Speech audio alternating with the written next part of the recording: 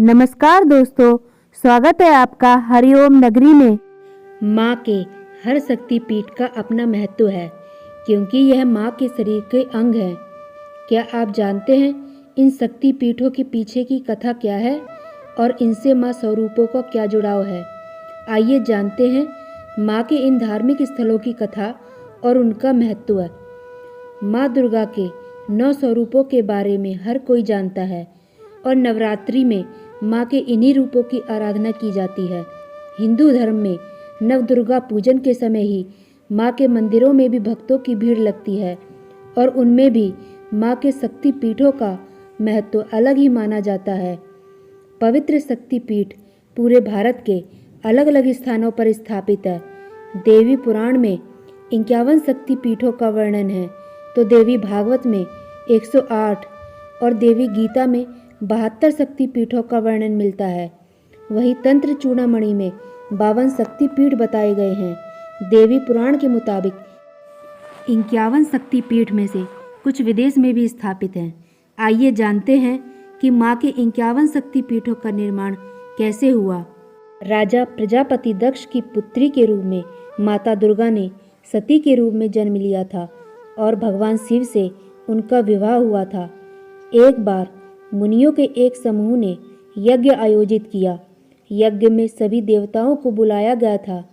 जब राजा दक्ष आए तो सभी लोग खड़े हो गए, लेकिन भगवान शिव खड़े नहीं हुए। भगवान शिव दक्ष के दामाद थे। यह देखकर राजा दक्ष बेहद क्रोधित हुए। अपने इस अपमान का बदला लेने के लिए सती के पिता राजा प्रजापति दक्ष ने भी एक यज्ञ का आयोजन किया। उस यज्ञ में ब्रह्मा, विष्णु, इंद्र और अन्य देवी देवताओं को आमंत्रित किया, लेकिन उन्होंने जानबूझकर अपने दामाद भगवान शिव को इस यज्ञ का निमंत्रण नहीं भेजा।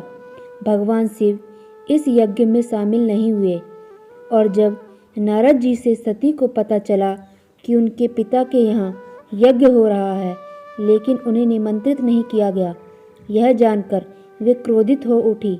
नारद ने उन्हें सलाह दी कि पिता के यहाँ जाने के लिए बुलावे की जरूरत नहीं होती है। जब सती अपने पिता के घर जाने लगी, तब भगवान शिव ने उन्हें समझाया, लेकिन वह नहीं मानी, तो प्रभु ने स्वयं जाने से इनकार कर दिया। शंकर जी के रोकने पर भी जिद कर सती यज्ञ में शामिल होने चली गई। यज्ञ स्थल पर सती ने अपने पिता दक्ष से शंकर जी को आमंत्रित न करने का कारण पूछा और पिता से उग्र विरोध प्रकट किया।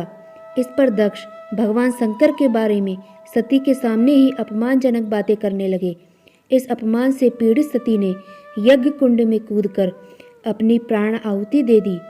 भगवान शंकर को जब यह पता चला तो क्रोध से उनका तीसरा नेत्र खुल गया। ब्रह्मांड में हाहाकार मच गया। शिव जी के आदेश पर वीरभद्र ने दक्ष का सिर काट दिया और अन्य देवताओं को शिव निंदा सुनने की भी सजा दी।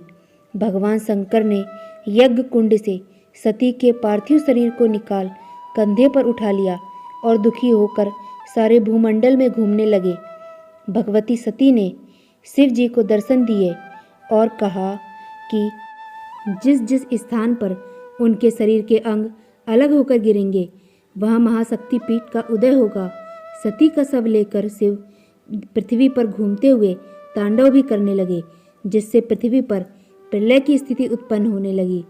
पृथ्वी समेत तीनों लोकों को व्याकुल देखकर भगवान विष्णु अपने सुदर्शन चक्र से सती के शरीर को खंड खंड कर धरती पर गिराते गए। जब जब शिव नृत्य मुद्रा में पैर पटकते, विष्णु अपने चक्र से माता के शरीर का कोई अंग काटकर उसके टुकड़े पृथ्वी पर गिरा देते। इस प्रकार जहाँ जहाँ सती के अंग के टुकड़े, उनके वस्त्र या आभूषण गिरे, वहाँ वहाँ शक्ति पीठ का उदय हुआ। इस तरह कुल 51 स्थानों में माता के शक्ति पीठों का निर्माण हुआ था। अगले जन्म में सती ने राजा हिमालय के घर पार्वती के रूप में जन्म लिया और घोर तपस्या कर शिव को पुनः पति के रूप में प्राप्त किया। आइए जानते हैं माता का कौन सा अंग कहाँ गिरा और उस शक्तिपीठ में माता को किस नाम से जाना गया।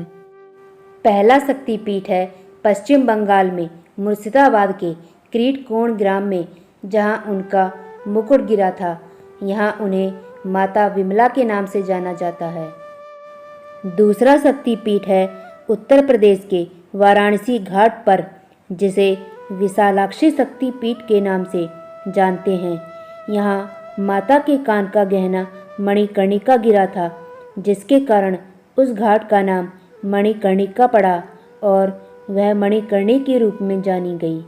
तीसरा शक्तिपीठ है तमिलनाडु के कन्याकुमारी के 3 सागरों हिंद महासागर, अरब सागर तथा बंगाल की खाड़ी के संगम पर यहाँ माता की पीठ गिरी थी और यहाँ माता को सर्वाणी के नाम से जाना गया।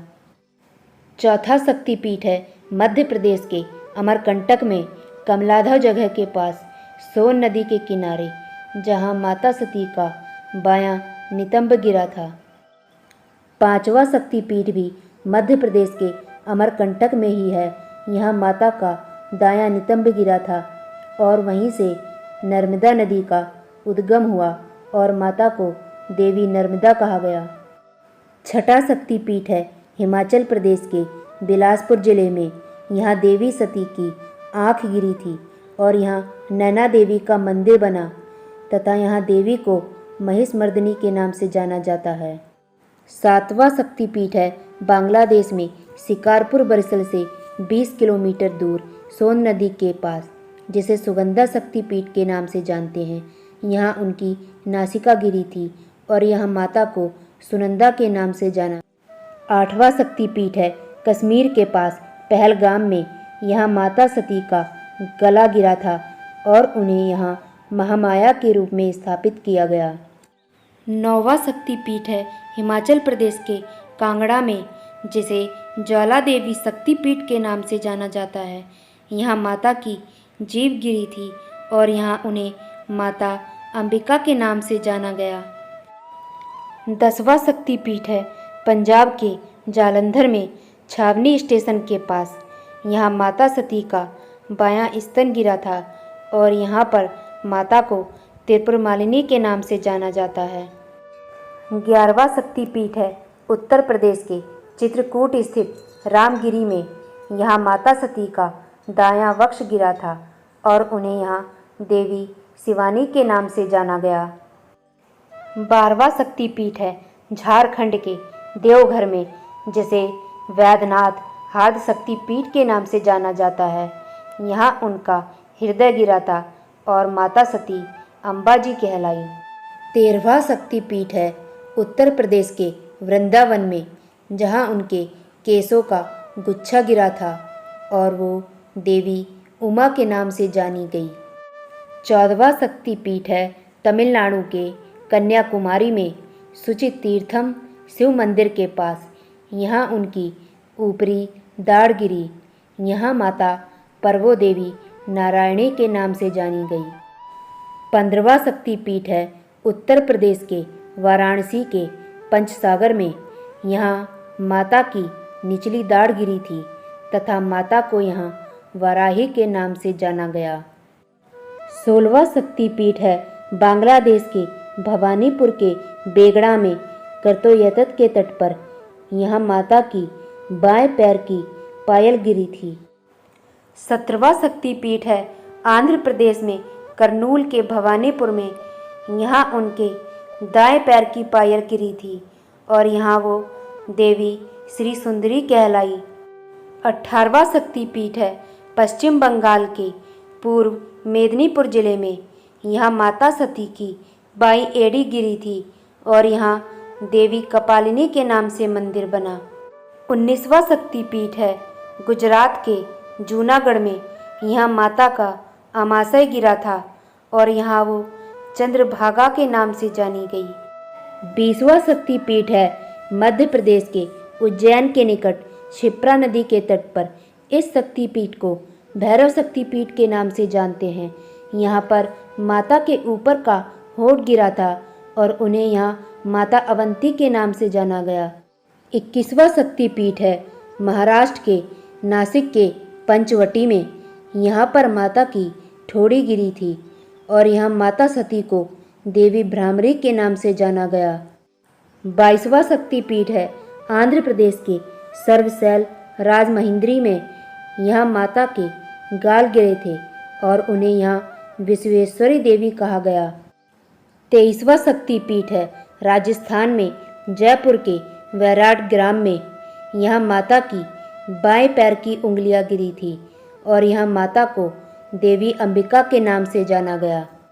24वां शक्तिपीठ है पश्चिम बंगाल के हुगली में। यहाँ माता सती का दायां कंधा गिरा था और वो देवी कुमारी कहलाई। 25वां शक्तिपीठ है भारत और नेपाल सीमा पर जनकपुर रेलवे स्टेशन के पास। यहाँ माता का बायां कंधा गिरा था और उन्हें यहाँ देवी उमा के नाम से जाना गया। 26वां शक्तिपीठ है पश्चिम बंगाल के वीरभूम में। यहाँ माता के पैर की हड्डी गिरी थी और यहाँ देवी का नाम कालिका पड़ा। 27वां शक्तिपीठ है कर्नाटक में, जहाँ देवी सती के दोनों कान गिरे थे। इस स्थान पर माता को दुर्गा स्वरूप में पूजा जाता है। 28वां शक्तिपीठ है पश्चिम बंगाल के वक्रेश्वर में, जहाँ माता सती के शरीर का मध्य हिस्सा गिरा था और वो महिषमर्दनी कहलाई। 29वां शक्तिपीठ है बांग्लादेश के जैसोर खुलना में, जिसे यशोश्री शक्तिपीठ के नाम से जाना जाता है। यहाँ माता के हाथ और पैर गिरे थे। 30वां शक्तिपीठ है पश्चिम बंगाल के अट्टाहस में। यहाँ माता सती के होंठ गिरे थे और यहाँ माता देवी फुल्लारा कहलाई। 31वां शक्तिपीठ है पश्चिम बंगाल के नंदीपुर में, जहाँ माता का हार गिरा था और वह माँ नंदिनी कहलाई। 32वां शक्तिपीठ है श्रीलंका में, जहाँ माता की पायल गिरी थी। 33वां शक्तिपीठ है नेपाल के काठमांडू में पशुपतिनाथ मंदिर के पास, जिसे गुहेश्वरी शक्तिपीठ के नाम से जाना जाता है। यहाँ माता सती के दोनों घुटने गिरे थे तथा यहाँ देवी को महाशिरा के नाम से पूजा जाता है।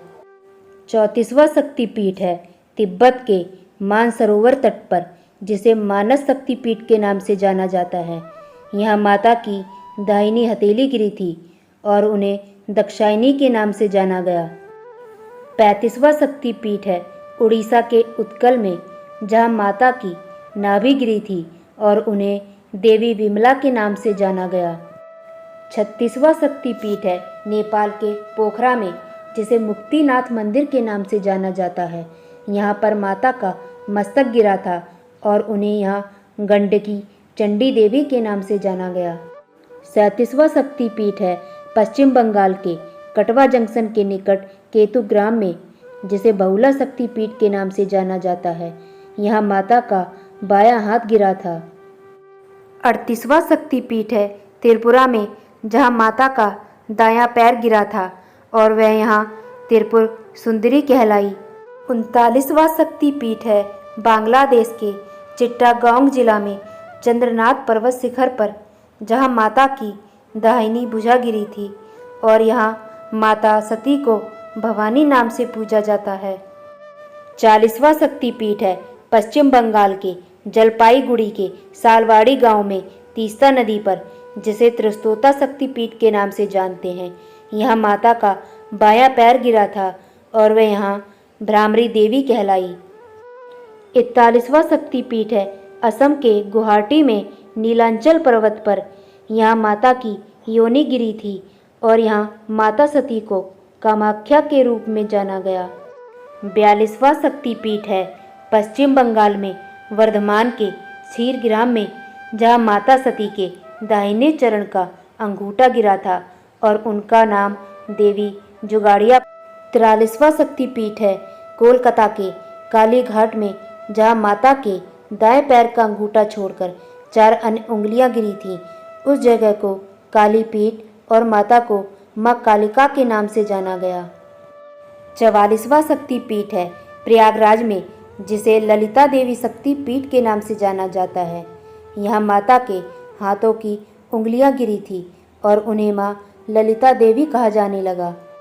45वां शक्तिपीठ है बांग्लादेश के सिलेट जिला में, जहाँ माता सती की बाईं जांघ गिरी थी और उन्हें यहाँ देवी जयंती के नाम से जाना गया। 46वां शक्तिपीठ है हरियाणा के कुरुक्षेत्र में, जहां उनके पैर की एड़ी गिरी थी और वह माता सावित्री कहलाई। 47वां शक्तिपीठ है राजस्थान के पुष्कर में। इस शक्तिपीठ को गायत्री मंदिर के नाम से जाना जाता है। यहाँ माता की कलाई गिरी थी और यहाँ देवी को गायत्री के नाम से जाना गया। 48वां शक्तिपीठ है बांग्लादेश में, जहाँ उनका गला गिरा था और माता सती को यहाँ महालक्ष्मी के नाम से जाना गया। 49वां शक्तिपीठ है पश्चिम बंगाल में कोपई नदी के तट पर, जहाँ उनकी अस्थियां गिरी थी और उसे देवगर्भ के रूप में स्थापित किया गया था। 50वां शक्तिपीठ है बिहार के पटना में, जिसे पटनेश्वरी शक्तिपीठ के नाम से जाना जाता है। यहाँ माता सती की दाई जांघ गिरी थी। 51वां शक्तिपीठ है महाराष्ट्र के कोल्हापुर में, जहाँ देवी सती का त्रिनेत्र गिरा था और इसे माता महालक्ष्मी का विशेष स्थान माना गया। अगर आपको ये जानकारी पसंद आई हो तो please like, share and subscribe जरूर करें और बेल आइकन को जरूर दबाएं, जिससे आपको हमारी आने वाली सभी वीडियो का नोटिफिकेशन मिल सके। धन्यवाद।